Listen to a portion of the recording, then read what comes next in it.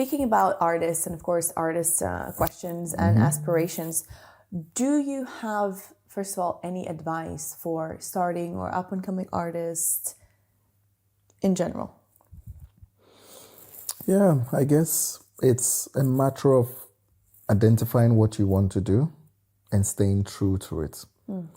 A lot of people want to do things, but they don't know the direction. It's about direction. And also, I think that in most cases, most people start, because if you're an artist, there are different types of artists, I always say.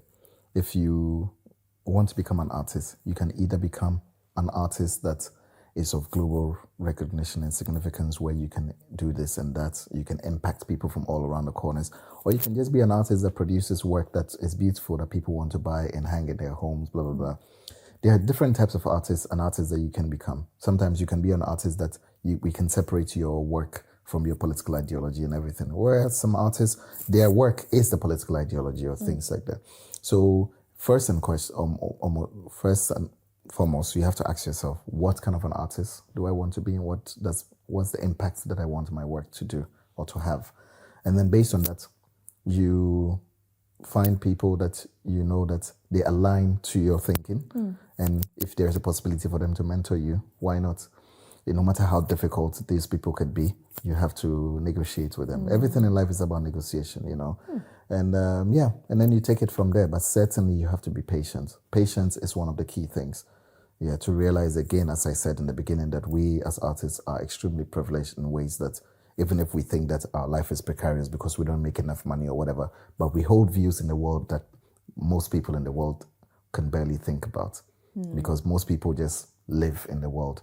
They want to have kids, they want to have a good house, they want to die. But as an artist, that is not our priority to begin with. Our priority is that how do we deal with the constellation of life, So if you're an artist, then if you're using that as a starting point, then now you have to find the people around you a community where you can become a part of, who can also lead you within that.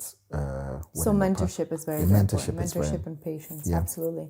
So is there a way or advice that you'd say for somebody as an artist that they can stand out? Because of course, by definition, as an artist, you should be creating something original, but the road is very daunting and very long. So if somebody is like, well, I want to be really different, I want to be noticed, what would you tell them? Well, I think it just doesn't come like that. But I also think you have to invest a lot of time in your craft. Yeah, you have to respect the crafts that you find yourself in, even to begin with, I imagine. So if you're doing something, it could be drawing or whatever, and you realize that there's a subject matter that maybe might not be too popular to touch upon, that you think that is, you can do something with it which can actually change the way we think about art or the history of things and all that. Why not? It all starts with a risk. Art always starts with a risk, with crisis, and then born out of that crisis, the rest of the world is able to share within it. Yeah, so certainly I think that as an artist, we have to be willing to take big risk, particularly with regards to how you produce your work, subject matter wise and everything. Yeah.